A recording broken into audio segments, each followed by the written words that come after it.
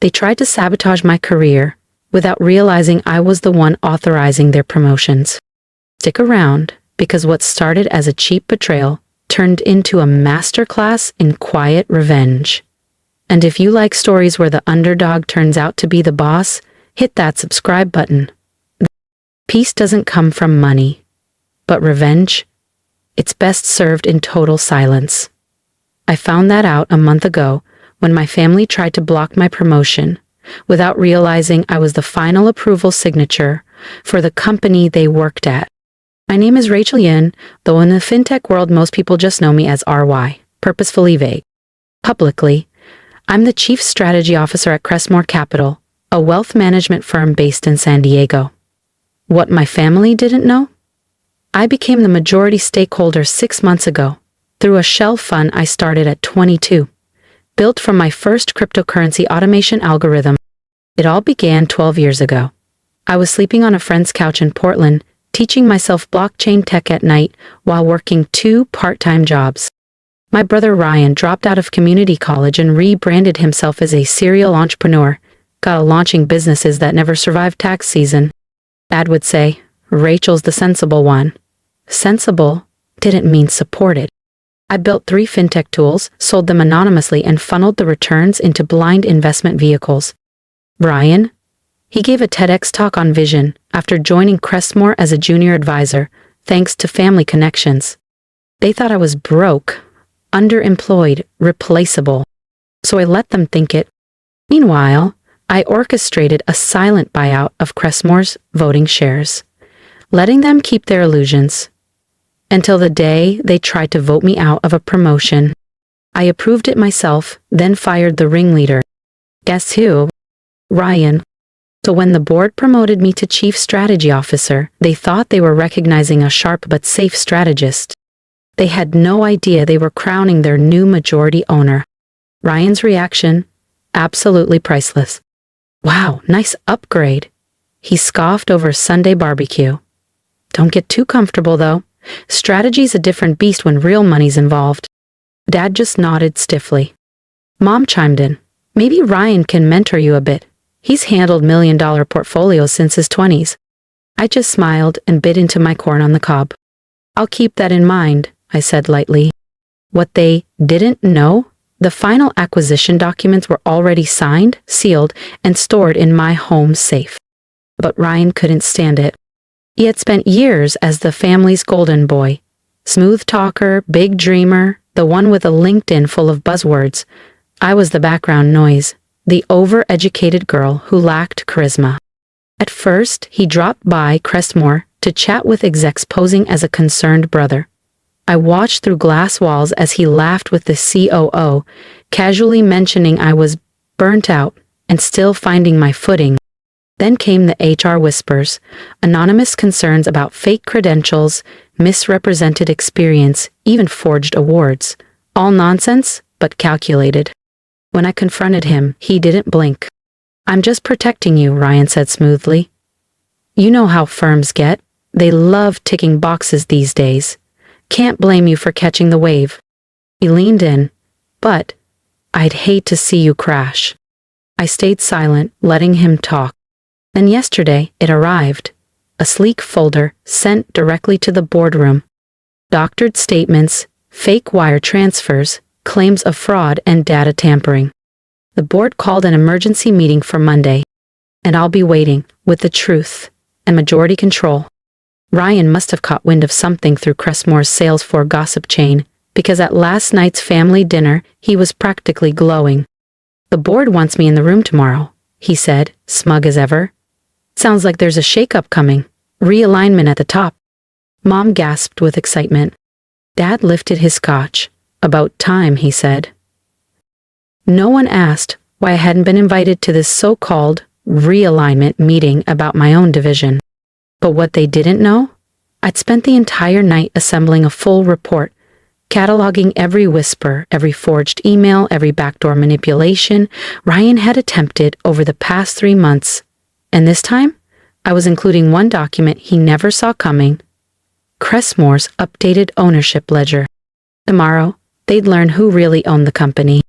If you think Ryan's gonna walk away from this untouched, subscribe. Because the next chapter, it flips everything. I wasn't angry anymore. I wasn't hurt either. I was ready. Sitting in my office with a folder of evidence organized down to the font size, I saw it clearly. Ryan's takedown attempt wasn't a threat. It was a spotlight, an opening to finally rewrite my own reputation and remove him for good. The board meeting was scheduled for 9 a.m. clock a.m. sharp. They thought I'd be the one under review. They forgot who signs the board's compensation packages. I arrived at Crestmore by 7:30 a.m. iced coffee in hand, calm and collected. At 8:45, Ryan strutted into the glass-paneled lobby in his boldest blazer, our parents behind him, all smiles like they were attending a ribbon-cutting ceremony. "Is the board ready for us?" he asked, voice smooth, confidence high. From my second-floor corner office, I watched them being escorted to the executive boardroom. And I smiled. Every board member had received my midnight dossier. If you've ever waited for the moment when truth walks in and masks fall off, don't miss what happens next. Hit that subscribe button, and I'll take you inside the boardroom, where everything changed. At exactly 9 o'clock a.m. I stood, adjusted my blazer, and stepped into the hallway. This was it. If you've ever been overlooked, underestimated, or told to wait your turn, don't blink. Hit that subscribe button, because what happens next is the moment I stopped waiting. I'm to lead. Elias Romero, Crestmore's board chair, was already mid-sentence when I entered the room. "These allegations against Miss Yoon are quite serious." "Sorry I'm late," I said smoothly, taking the seat at the head of the table without hesitation. Ryan turned, stunned. His smug expression cracked, instantly. "Rachel, this is a closed session," he snapped. "You weren't invited." I folded my hands calmly. Actually, I was never uninvited. It's hard to run a board meeting without the company's principal owner, wouldn't you agree? Silence. Ryan's face paled. Mom blinked as if trying to clear fog. Dad's mouth twitched, caught between shock and denial. "What are you even saying?" Ryan scoffed. "Crestmore is publicly owned." "It was," I said, nodding toward Elena, my assistant, who stepped forward with a black folio and began distributing documents. "Until 4 months ago, when Crestmore was fully acquired by Archspire Group LLC. Care to guess who owns that?" Chairs shifted, papers rustled. Eyes widened as the room filled with realization. The anonymous buyout everyone had speculated about wasn't so anonymous anymore. Ryan's voice wavered. "This is insane. You're just..." I raised an eyebrow. "Careful. You're speaking to the majority shareholder now." And just like that, the room belonged to me. "Just a data nerd? Just the boring one?" "Yeah, I've heard that one before," I said, smiling calmly. "And you've said it more times than I can count." I glanced at Elena. "Would you?" She gave a small nod and tapped her tablet. The speakers in the boardroom crackled, then filled with Ryan's voice, smooth and poisonous in a series of private recordings. "She's book smart, sure," he said in one. "But she doesn't have the spine for leadership." "Trust me, the board will figure that out soon." Another recording followed. "Honestly, she's a diversity win. They had to pick someone." The room went still. Tension thickened like fog.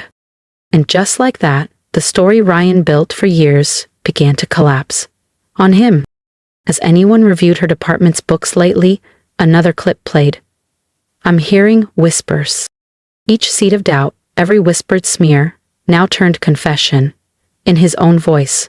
No room left to spin it. Ryan's face was drained of color. His practiced swagger was gone. The directors looked on, their silence more damning than anything spoken. "And then there's this," I said, lifting a manila folder. The same anonymous evidence Ryan mailed to the board. Inside, forged transactions, doctored screenshots, a pathetic, desperate case of fake wrongdoing. Character defamation, fabricated fraud, deliberate sabotage of executive leadership, I said clearly. "Did you really think no one would vet this before taking it seriously?" I was protecting Cressmore. Ryan choked out. You're not fit to lead. You've always been the invisible one, the side act, not the one who deserves the spotlight, I said, my voice even. No, Ryan, I'm the one who built the future. And now? I'm the one holding you accountable for every lie, every whisper, and every risk you've made this company bear. Mom finally spoke, her voice paper thin.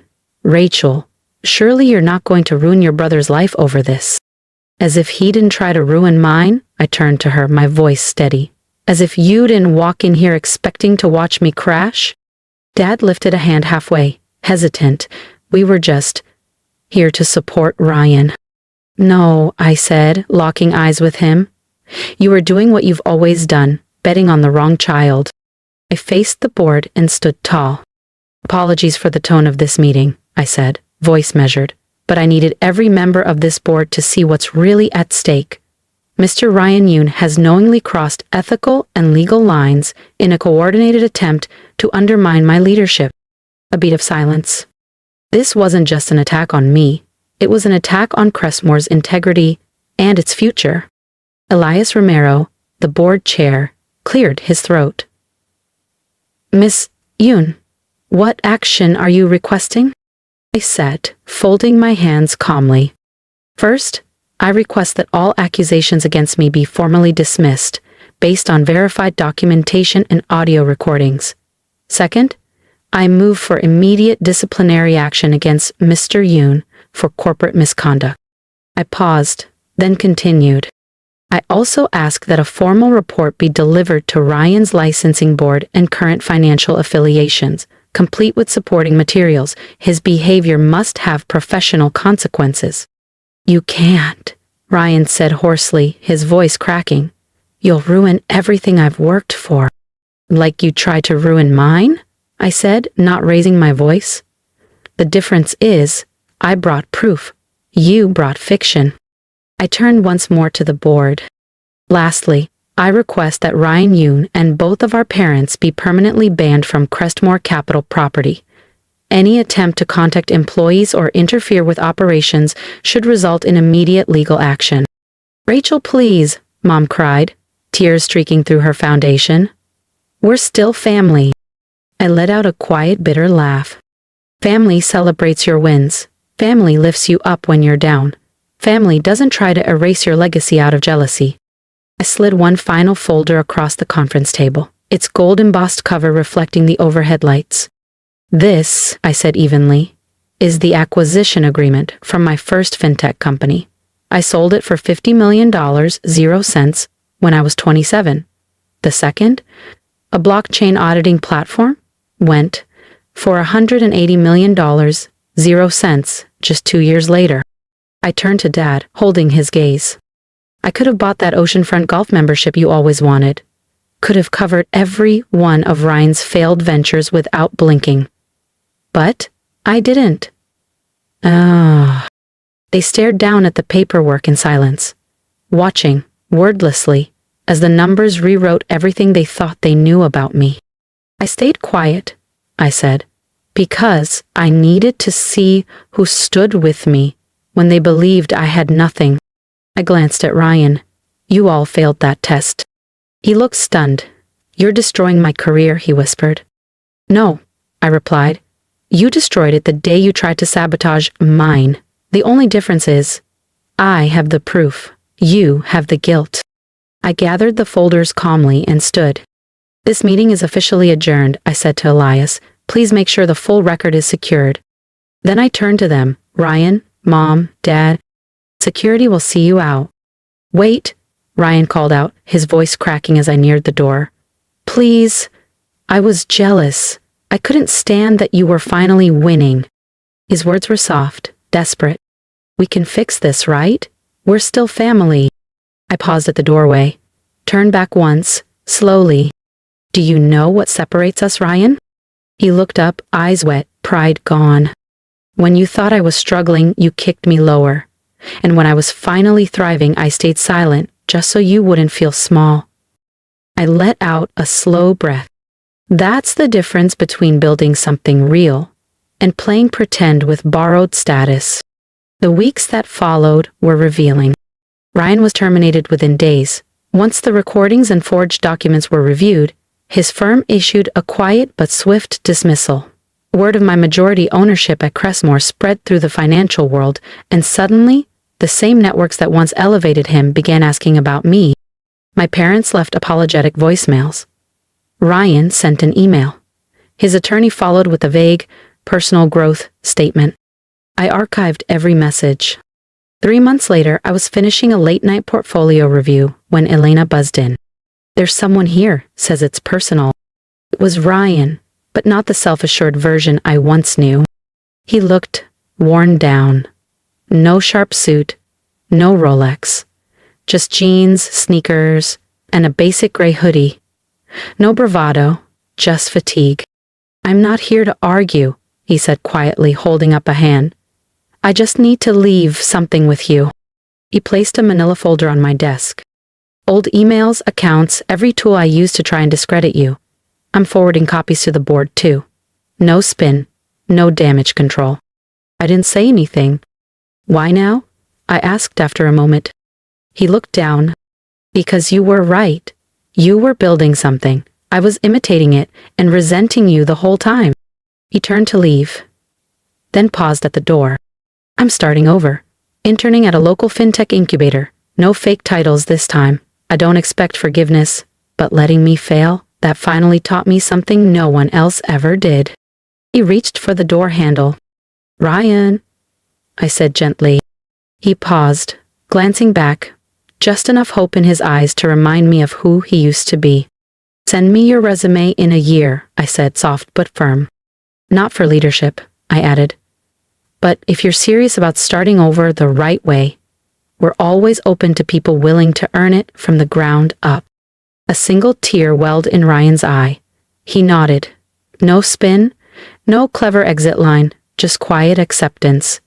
Then he turned and walked away. 6 months later, Cressmore Capital has exceeded even my boldest forecasts.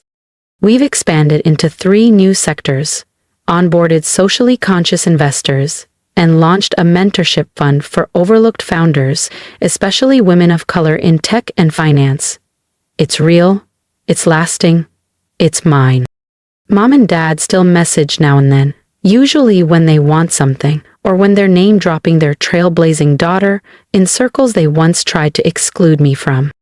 I keep it polite, but distant. The approval I used to chase? I don't need it anymore. The corner office they said I'd never earn looks out over the San Diego harbor. Some nights, I sit by the glass as the sky turns gold, thinking about betrayal, patience, and the strange gift of being underestimated. Last week, I got a holiday card. No apologies, no guilt trip. Just a handwritten note from Ryan. You didn't win because of us. You succeeded in spite of us. I'm finally learning how to build for real. Maybe that's the truest form of power. Not loud, not vengeful, but earned. Undeniable. Thank you for listening, for seeing me when those closest to me didn't. Now I want to hear from you. Have you ever been the quiet one? The invisible one? What would you have done? Comment below, share your truth. And don't forget to like and subscribe, not just to follow my next move, but to reclaim your own. Because success isn't about proving others wrong. It's about finally proving yourself right.